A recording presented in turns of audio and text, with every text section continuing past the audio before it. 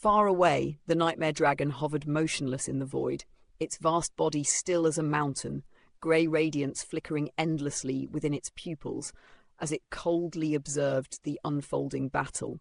At that very moment, a speck of golden light suddenly appeared at the heart of the interlocking black and white millstone. It was no larger than a firefly, yet it pierced the eye with startling brilliance.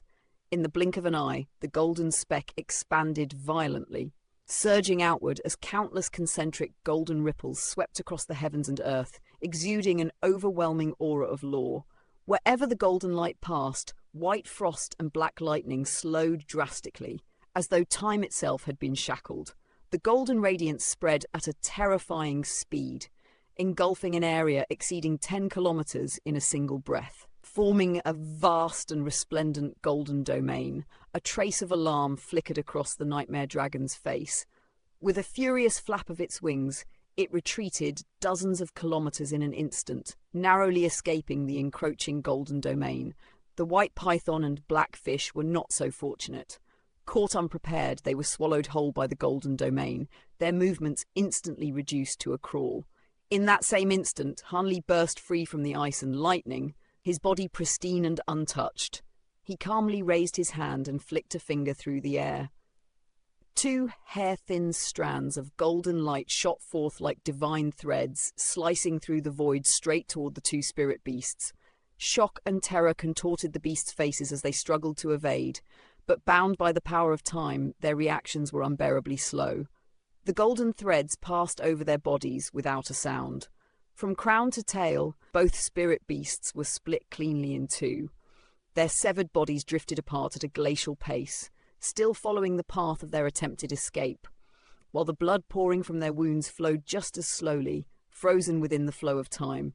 In stark contrast, the golden threads themselves vanished in a flash, reappearing an instant later before Hanli. One coiled around a tiny white snake, the other bound a miniature black fish. The 2 nascent souls were utterly immobilized, as if sealed within an eternal moment. In a breath, 2 golden immortal demon beasts had been erased from existence. The nightmare dragon's pupils shrank. "Enough with these pointless probes, fellow Taoist Qu Ling," Hanli said with a cold snort, his gaze sweeping toward the nightmare dragon. "Did you truly believe those 2 could threaten me?" With a flick of his sleeve, golden light surged forth and swept up the bound nascent souls, which vanished without a trace. This is impossible," the nightmare dragon exclaimed hoarsely. "If you possessed your own spirit domain, how could you have been trapped in mine earlier?" "Unless..." "Your guess is correct," Hanli replied with a faint smile. "I should thank you, fellow Taoist Qu Ling." Only now did Hanli fully confirm that the spirit domain manifestation technique imparted by the soul fragment was genuine. This was his first time employing it, and its power far exceeded his expectations. "What nonsense are you spouting?" Qu Ling roared, fury flashing through her eyes.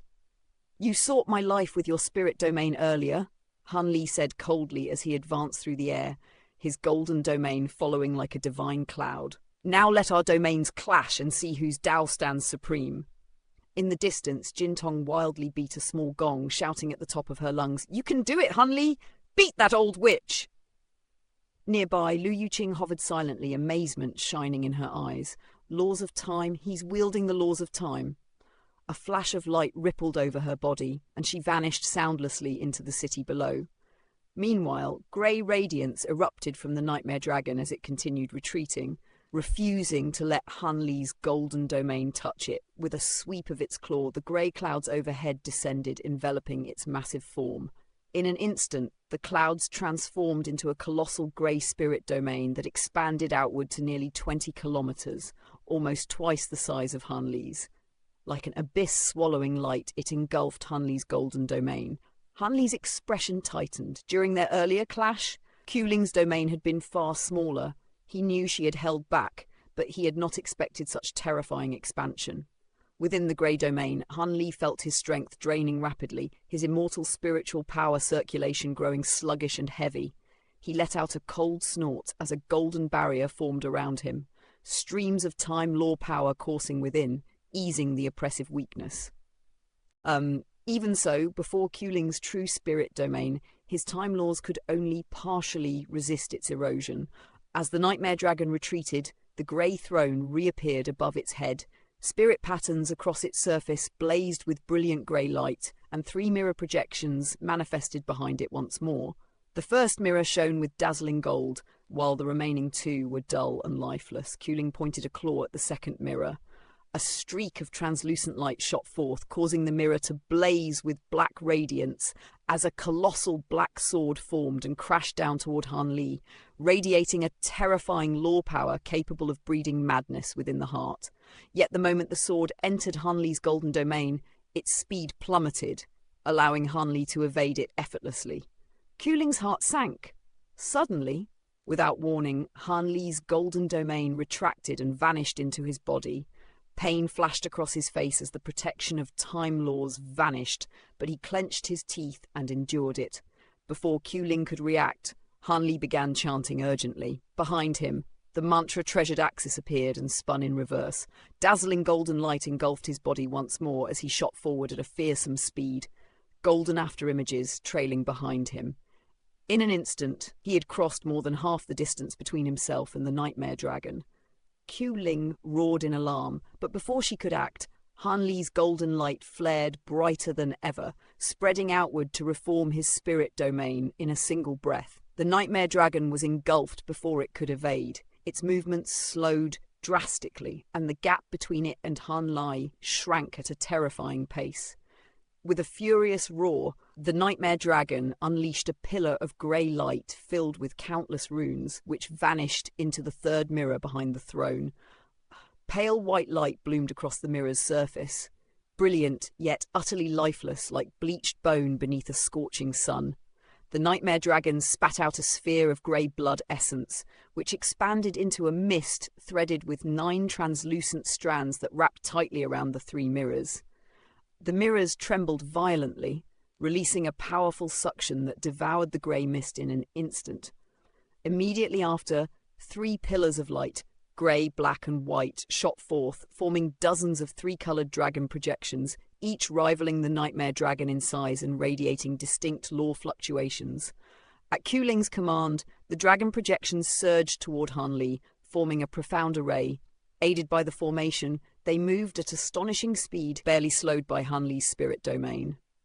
Han Li frowned slightly, then snorted coldly as he swept his sleeve.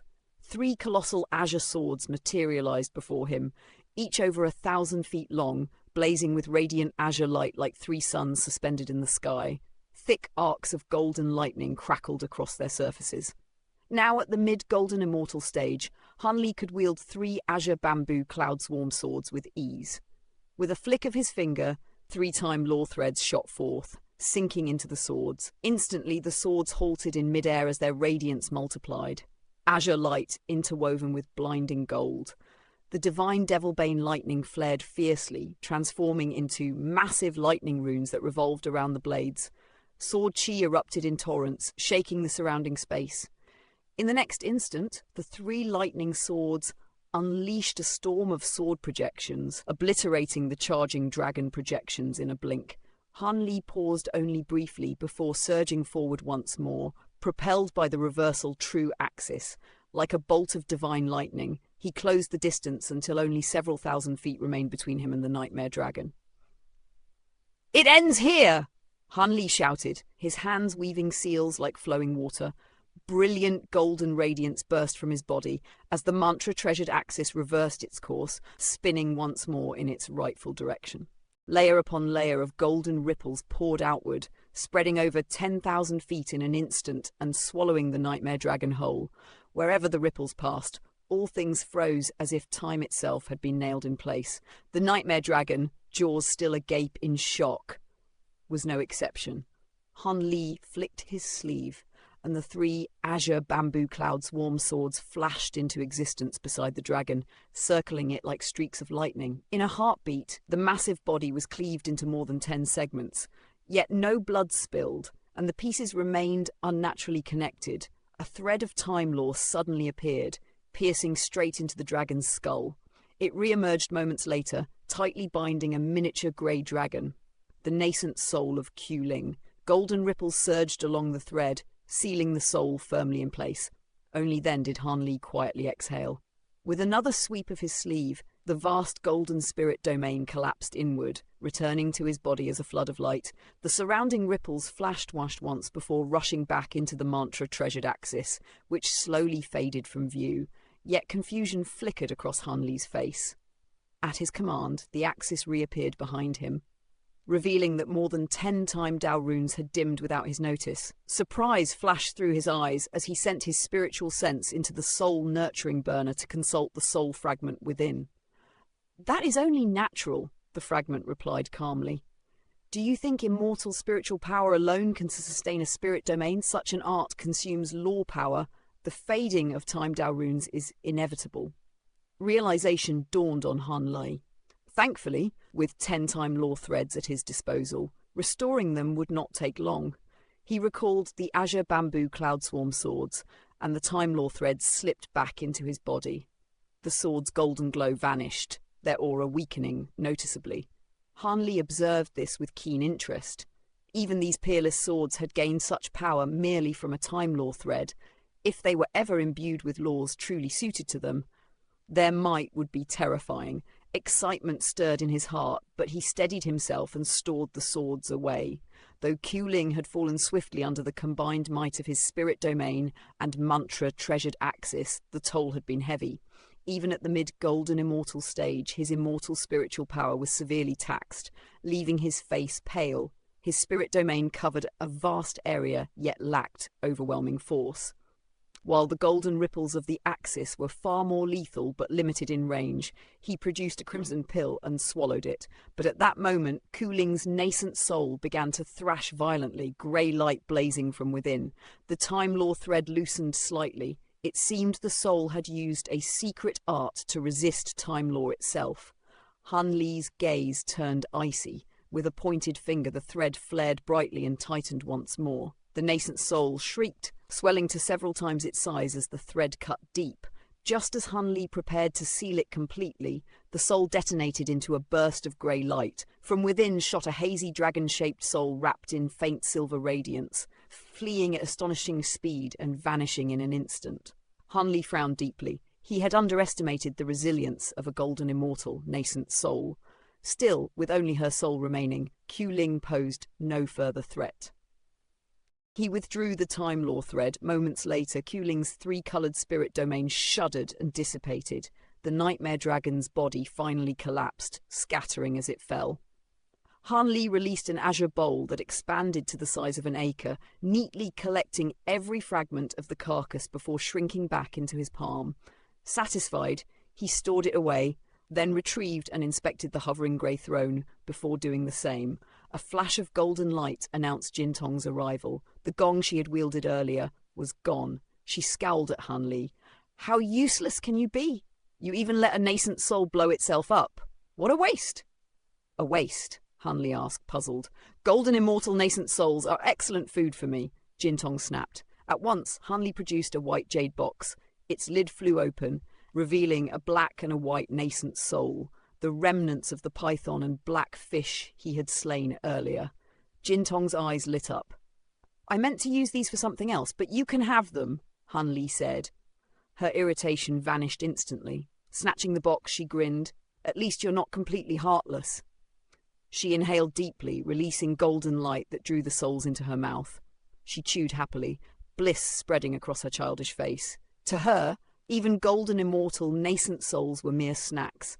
Golden ripples flowed across her body, gathering at her arms, which quickly regained substance. After swallowing, she wiped her mouth and let out a satisfied burp as the light faded and her arms fully recovered. "Golden immortal nascent souls really do suit you," Han Li said softly. "You've changed quite a bit since we last met." "If I had one more, I'd be fully recovered," Jin Tong complained. "We could have had 3 if you were more careful. There are plenty more golden immortals in the manor," Han Li replied, gazing into the distance. "If we don't seek them out, they'll come to us." Jin Tong grinned fiercely. "Good! With your spirit domain and my strength, none of them will escape." Han Li's expression suddenly turned solemn. Jin Tong, there's something I need to ask. When I first ascended, I was forced back to a lower realm and lost many memories due to law powers. Do you remember what happened to us before that? He longed to reclaim those lost memories, his final lead having vanished with Tao Yu's demise. Jin Tong hesitated, then shook her head. I don't remember either. My memories start from the battle with Fangban. After killing a spirit pet he sent, I searched for you, but you were gone. Later, I met Qu Ling. She captured me, but she fed me well and helped my cultivation grow, so I pretended to be her spirit pet and stayed. Her words lingered in the air, leaving Hanli deep in thought as shadows from the past refused to fully lift. Hanli's brows knitted faintly as these thoughts surfaced. Though Taoist Shay and Jin Tong had been recovered, the 300 years following his ascension remained shrouded in fog. The more he pondered recent events, the more certain he became that unseen hands were at work, weaving an intricate web, and that he himself had been swept into some vast conspiracy. He had made many enemies, some openly hostile, others lurking in shadow, and most of them now gathered within the infernal Frost Immortal Manor. Fortunately, fate had granted him an immense opportunity, allowing his cultivation to surge straight into the mid-Golden Immortals stage. With his current strength, he finally possessed the means to protect himself. As for the fragments of memory he had lost, he would seek them out once he escaped this accursed place. Let's go hunt down those golden immortals you mentioned, Hanli. That old witch nearly exhausted me, Jin Tong said, pouting as she tugged at his sleeve. We should leave here soon, Hanli replied gravely. And remember, if you ever meet an enemy you can't defeat, retreat immediately. Don't force yourself. You're heartless. I went through all that trouble to save you. Jin Tong grumbled. A faint smile flickered across Hanli's face. Azure light shimmered around him as he prepared to depart, but just as he was about to move, his gaze swept across the devastated surroundings, his brows drawing together again. Aside from the Golden Palace, everything had been reduced to rubble, yet Lu Yuqing was nowhere to be seen. Jin Tong, did you notice where the woman who was with me went during the fight with Qu Ling? Hanli asked. Oh, her? She watched from afar at first, then suddenly used some secret art to vanish into the ground, Jin Tong replied. So she fled? Hanli murmured. She did. Since she was with you, I didn't stop her, otherwise it would have been easy, Jin Tong said smugly. Hanli ignored her boasting and stood silently, deep in thought. Jin Tong puffed out her cheeks and turned away in annoyance. Though before long she began sneaking glances at him again. Hanli suddenly rose into the air, blue radiance flashing in his eyes as he scanned the land below. Moments later, the light faded, yet his frown deepened. No cultivator auras could be found, nor even a trace of Lu Yuqing's residual presence. Are we going or not? I'm starving, Jin Tong complained, hands on her hips. I'm searching for her because she has an incomplete map of the Immortal Manor. Without it, I wouldn't have reached this place, Hanli explained. What he left unsaid was his unease. Lu Qing's behaviour had grown increasingly strange since leaving the Light Frost Palace, and her sudden disappearance without a trace was deeply abnormal. If there's no map, we'll just search ourselves. What's the problem? Jin Tong retorted. You're right, let's go, Hanli said, nodding. He streaked into the distance as a beam of azure light, Jin Tong following close behind in a trail of gold. They flew for nearly an hour before stopping near a partially collapsed palace. Hanli chose a relatively intact side hall and sat down, flicking his sleeve to release dozens of blue light streaks that formed a protective array. Jin Tong settled beside him. Hanli exhaled softly, closed his eyes, and began refining the pill he had taken earlier.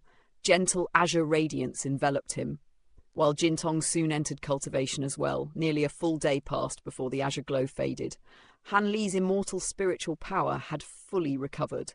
Jin Tong, however, remained cocooned in golden light, spiritual chi streaming endlessly into her mouth. Hanli glanced at her briefly, then waved his sleeve. 2 items appeared before him, the grey throne and the azure bowl containing Qu Ling's remains. Focusing on the throne, he cast a series of incantation seals. Grey light surfaced, dim at first, then steadily brightened as more seals were applied. Soon, 3 mirror-like projections emerged, radiating grey, black and white light. Han Li's eyes gleamed. This throne was an extraordinary treasure, surpassing every immortal artifact he possessed. Even more astonishing, it contained 3 distinct types of law power, something he had never encountered before, yet it was Qu Ling's bonded treasure, bearing an indelible mark. Even if forcibly refined, he would only be able to wield half its strength at best.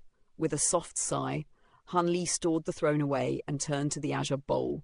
With a grasping motion, several streaks of light flew out, revealing 4 small pouches of varying colours, a white jade belt studded with countless gemstones, and a black ring. He examined the 4 pouches first and felt a surge of delight. They were spirit beast pouches, each a miniature secret realm brimming with spiritual chi and unique environments. Crafting such items would cost no less than forging powerful, acquired immortal treasures. Though empty now, they were clearly meant to house golden immortal level spirit beasts. Han Li stored them away, already calculating the immortal origin stones they could fetch. Next came the jade belt. His eyes brightened once more. Each gemstone was an independent space filled with spirit beasts, some holding a single creature, others tens of thousands. Most were weak, with true immortal level beasts exceedingly rare. Stone plaques detailed their traits and uses, many suited for tracking or exploration rather than combat. Even with Han Li's experience, his horizons were broadened, yet his expression soon darkened. Every single spirit beast was dead, without a trace of injury. Summoning several carcasses and probing them, Han Li's fury ignited. Qu Ling had implanted a cruel restriction, one that killed all her spirit beasts the instant she died. He shook his head and stored the belt away. Its value likely exceeded even the 4 pouches. Finally, Han Li picked up the black ring and pressed it to his forehead. As his spiritual sense entered, astonishment flashed across his face. With a sweep of his sleeve, a mountain of items spilled out, nearly filling half the hall. Spirit plants, rare materials, ores, and treasures of every kind, all radiating powerful spiritual light. Even compared to everything he had found in the Immortal Manor, Qu Ling's collection was overwhelming. Many items clearly belonged to slain cultivators. Spotting several crimson badges of the True Flame sect among the pile, Han Li sighed softly. Though he bore them no affection, seeing their end was still sobering. He cast the badges aside and continued searching. Soon, his eyes locked onto a green gourd drawn into his grasp. It was none other than the profound heavenly gourd Qu Ling had wielded before. Han Li opened his mouth and exhaled a strand of azure radiance. The light slipped silently into the green gourd, and in the next instant a veil of emerald glow spread across its surface. Within that glow, countless minute runes flowed like living water, rippling outward in gentle waves and exuding a boundless vitality. Faint fluctuations of law power pulsed within, and a glimmer of joy surfaced in Han Li's eyes. A tenuous spiritual link had been established between him and the gourd. He sliced his fingertip with a fingernail, forcing out a drop of blood-ents that fell onto the gourd's surface. The blood did not merge, instead sliding harmlessly down its side. Far from disappointed, Han Li nodded with brightened eyes. This reaction alone confirmed the truth. This was indeed a profound heavenly treasure. Though he had once wielded the profound heavenly spirit sword, his understanding of such treasures had been shallow. Only after reaching the Immortal Realm had he encountered records describing them. Profound heavenly treasures were born of heaven and earth, entirely distinct from ordinary immortal treasures. They could not be refined with blood essence. Instead, one had to nurture them slowly within the body using immortal spiritual power, a process that spanned immense lengths of time. His spirit/sword had remained within him for countless years before it could truly be commanded. Moreover, if a profound heavenly treasure's owner perished, another could wield it immediately upon acquiring it. Ordinary immortal treasures were far inferior in this regard, burdened by lingering imprints that often prevented new masters from drawing out their full might. Taking a deep breath, Han Li pressed the gourd to his forehead. With effort, he forced a thin thread of spiritual sense inside. His expression shifted in surprise. Within lay a vast internal space flooded with green light, swirling into a colossal vortex. Deeper regions were blurred and indistinct, as though concealing further mysteries. At the vortex's center hovered his azure bamboo cloud-swarm sword, previously seized by Qu Ling. Relief washed over him. Losing one of his bonded swords would have been disastrous.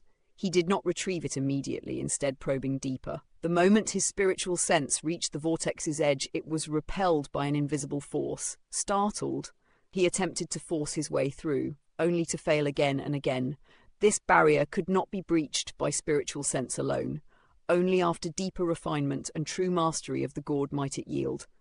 The greater its profundity, the greater the future benefit. Withdrawing his spiritual sense, Han Li wrapped it around the azure bamboo cloud swarm sword and gave a light tug. The sword shot out of the gourd's mouth. Its azure glow appeared slightly dimmer, drawing a faint frown from him.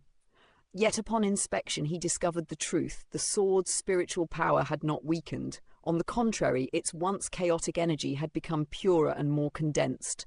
Surprise and delight flickered in his eyes. Without hesitation, he swept his sleeve, sending azure light back into the gourd. Green radiance surged forth, ensnaring the sword and drawing it inside once more. He then summoned a miniature 3-story pavilion, the immortal treasure obtained from the Light Frost Palace, and sent it into the gourd as well, eager to test its effects. Stowing the gourd, Han Li turned toward the sea of items scattered across the ground, brows knitting in thought. There were far too many unfamiliar objects. Sorting them all would take days. After a moment of silence, he called out. Mo Guang emerged from his shadow at once. Upon sensing Han Li's aura, it exclaimed in shock, praising his terrifying rate of advancement. Its astonishment only deepened when it noticed Jin Tong and the Mountain of Treasures. Han Li ignored it and summoned Taoist Xie. Mo Guang stiffened upon sensing Taoist Xie's aura, feeling an unspoken gap widen. Though it had regained its former cultivation, it remained only mid-true immortal, while Taoist Xie and Jin Tong had both reached the golden immortal stage, and Han Li himself had gone even further. I just killed a golden immortal. These are her belongings. Han Li said calmly. Most of them are unfamiliar. I need your help identifying them. Mo Guang smiled, assuring him of its experience, and Taoist Xie nodded before sitting down. Han Li handed them blank jade slips and instructed them to organize everything and record each item's use. At that moment, Jin Tong strode over, eyes gleaming. So much good stuff! Mo Guang greeted her enthusiastically, only to be met with open disdain. Han Li reprimanded her, and though she said nothing more, her attention was already consumed by the treasures. Before Han Li could finish speaking, Jin Tong opened her mouth and released a burst of golden light, sweeping up several golden flying daggers. She devoured them with relish, crunching them apart before swallowing.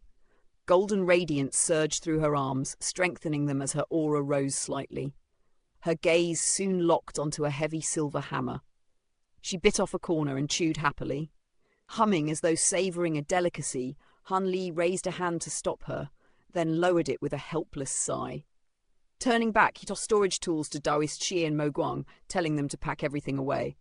As they worked, Han Li covertly drew a purple sabre, a golden net and a white archway toward himself, only for a small hand to snatch the sabre. "This is mine," Jin Tong declared. Han Li smiled wryly and compromised, explaining that immortal treasures would be hard for her to digest for now. She complained bitterly, refusing to let go. After a pause, Han Li made a new offer. If she handed it over, he would kill a golden immortal and feed her the nascent soul. Jin Tong answered by opening her mouth and biting straight down on the purple sabre. A wry smile tugged at Han Li's lips when he saw Jin Tong's sharp little teeth nearing the purple sabre. Yet at the very last instant she halted, lifted her head, and flashed him a mischievous grin. "Do your promises count?"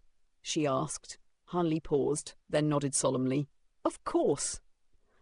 Only then did Jin Tong beam with satisfaction and release the sabre.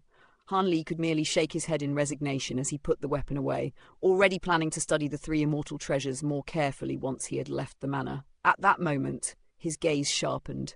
With a flick of his sleeve, a length of silver spirit bamboo several dozen feet long flew into his grasp, its spiritual fluctuations astonishing. Its aura matched the silver bamboo roots he had excavated from the medicine garden, and beside it lay several other precious spirit plants, clearly harvested not long ago. Everything pointed to one conclusion. The person who had reached the medicine garden before him and taken the profound heavenly treasure had been Qu Ling. That being the case, the profound heavenly treasure once entwined on the vine could only be the green gourd. Half a day slipped by like flowing water as the scattered items were finally sorted. Han Li was pleasantly surprised. Qu Ling had carried far more wealth than he had imagined. The immortal origin stones alone exceeded 100,000, a staggering fortune rivaling the entire reserves of many great sects. Beyond that were countless rare materials, ingredients, pills, and cultivation scriptures, some familiar, others obscure and unfathomable. Most of the low-grade spirit treasures, however, had already fallen victim to Jin Tong's appetite. By now, her aura had surged beyond its former peak, her arms fully restored, and her face glowed with blissful satisfaction. She remained as voracious as ever, yet this peculiar method of cultivation brought Han Li mixed feelings. Pain at the loss of treasures, but joy at witnessing her growing strength. "Thank you for your efforts, fellow Taoists," Han Li said, turning to Mo Guang and Taoist Xie. "Our lives are intertwined. There's no need for thanks. If you require me again, just call."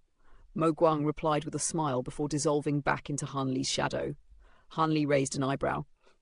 Mo Guang's demeanour was markedly different from before. Taoist Xi merely cupped its fists in silence, then transformed into a streak of golden light and vanished into Han Li's body. Soon after, Han Li stepped out of the hall. He paused, inspecting his surroundings, then lowered his gaze to the blue scroll in his hand, Qu Ling's Infernal Frost scenic painting. At present, it was dull and lifeless, resembling nothing more than an ordinary artwork. Han Li frowned slightly, studied it a moment longer, and then stored it away. "Let's go," he said to Jin Tong. With a sweep of his sleeve, golden light enveloped them both as they departed. Elsewhere within the Infernal Frost Immortal Manor, 3 Southern Dawn cultivators trudged along a weed-choked bluestone path amid ruined palaces, their expressions weary. "Worm 3 really tricked us this time," grumbled a short, dark-skinned woman. "He lured us in, yet all we found is danger instead of treasure. I say he used us as cannon fodder." "He ran faster than anyone when trouble came," a burly man with bushy brows added bitterly. "Didn't care whether we lived or died. Now he's vanished." "There's no use dwelling on it," said the thin elderly man, stroking his goatee. "At least we weren't separated. Let's break from Worm 3, search on our own, and leave once time is up." The others nodded. Just then, a green jade flying carriage swept overhead, circled once, and stopped above them. Upon it stood a tall, refined middle-aged man, casually toying with a white jade pixie that glowed warmly. Behind him stood 2 golden-armoured figures, whose stiff movements betrayed them as puppets. The trio felt wary, though somewhat reassured when they sensed his late true immortal cultivation. "Greetings, fellow Taoists," the man said pleasantly.